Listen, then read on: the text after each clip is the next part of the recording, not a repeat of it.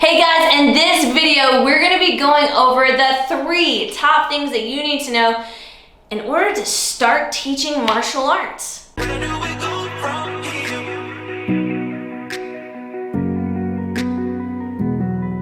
Guys, my name is Jennifer Waters, and I am a professional fighter, a CEO, a mom, a wife. Yeah, I've got a ton of different things going on, but I'm also a martial arts enthusiast. So if you are a martial arts enthusiast, maybe an instructor or school owner, you've come to the right channel. Make sure you hit that subscribe button, that bell at the top, and smash the like button. No, don't smash it, crush the like button.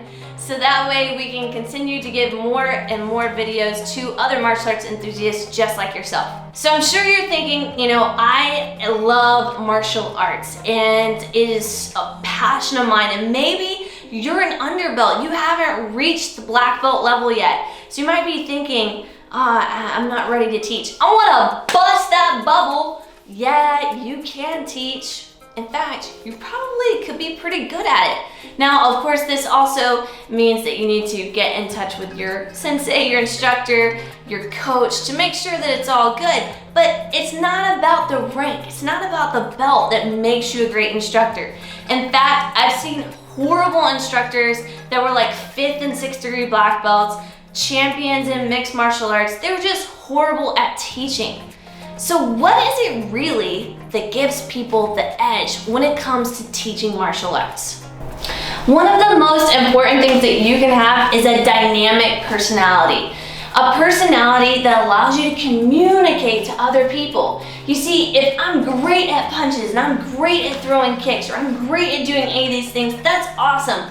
But if I stink as a communicator, that means no one can actually learn from me. Some of the best ways in order to learn how to communicate your craft and actually become a better martial artist yourself is to practice it with others and don't expect perfectionism. When you first go out there, you might be nervous. You might even feel like, I'm not worthy of teaching this art or this style. But I can assure you that with time and practice, that will change and you will have a totally different feeling when it comes to teaching martial arts to other people. And the fact of the matter is that teaching the martial arts to another person, what you've learned, is gonna open your eyes to holes in the game that you didn't know. It may even open your eyes and have you asking questions like, wow, I've never thought about that before. I've never had my instructor talk to me about this. I need to go ask my instructor or find the information myself. So in my opinion, teaching makes you a far better martial artist than just that average martial arts fighter, competitor, or anybody else. You can be a world-class athlete, but when you really start digging in and pouring into other people, it helps you tremendously, which is one of the reasons why I believe that I have an edge inside the ring and cage, is because I understand the dynamics, and not only the dynamics, I understand the mental attitudes that people with less experience are probably going through because I've already taught it to other people. Now, let's dig into how to develop some of your communication styles and techniques. Okay, so number 1, when you are learning how to teach, you have to do it with enthusiasm. If you are talking like a robot, you are not going to be able to have a great class. Likewise, I've had so many people that I've coached in the past that thought they were so over the top that they underplayed their personality. They thought that they were like this and that they were really communicating, but in fact they were like this and they were really communicating. So one of the ways that you can do this pretty easily is learning how and when to include tonation.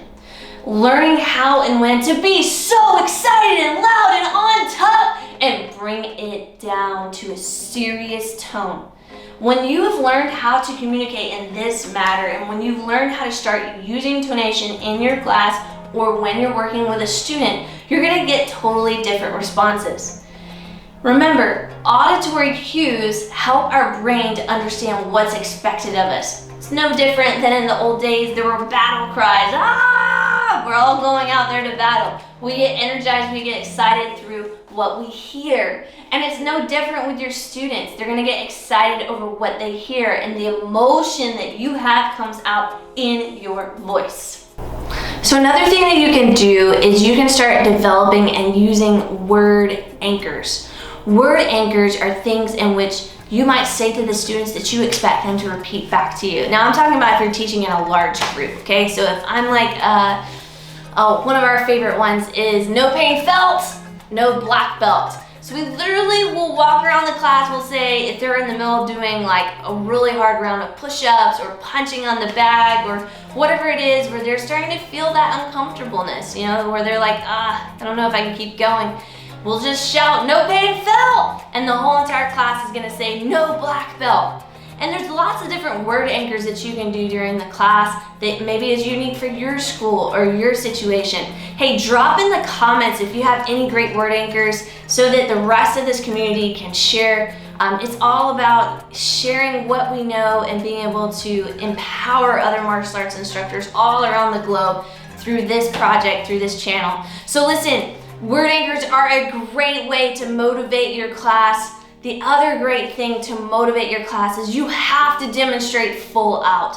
I can't tell you how many times I've walked in and I've watched a class and the instructor is going, okay guys, we're gonna be doing an incredible combination and it's gonna look like this. We're gonna throw the jab and the cross and we're gonna throw the hook.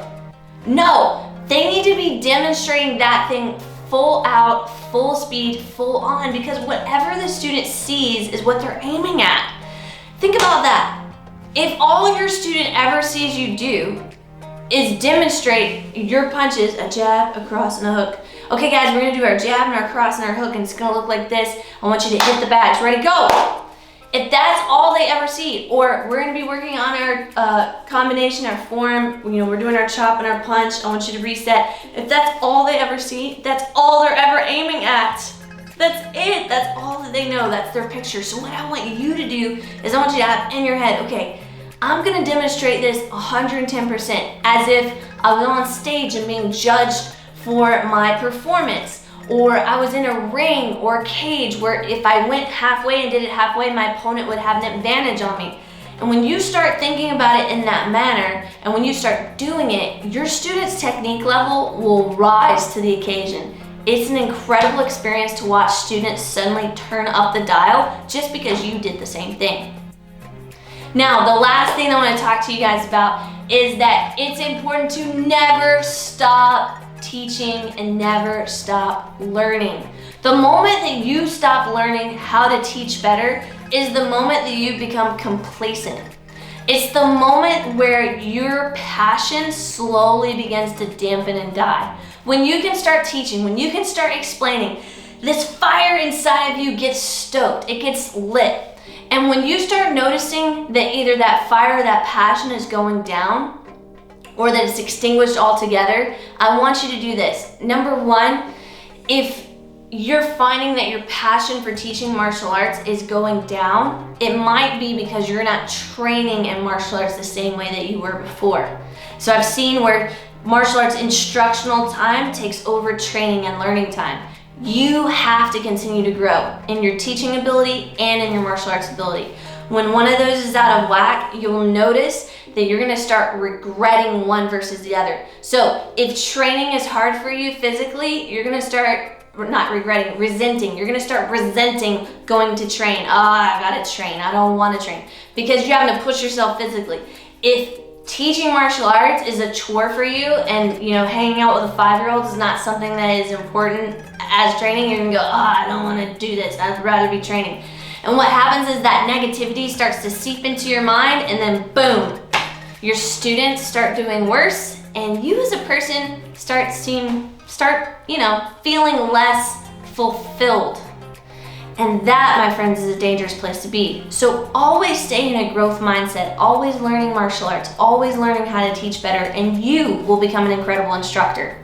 If you've gotten great value out of this video, don't forget, crush that subscribe button. Make sure you hit the like. Drop me a comment below. What's your favorite word anchors that you use in class? And if you don't remember exactly what that is, you can go back and watch this video.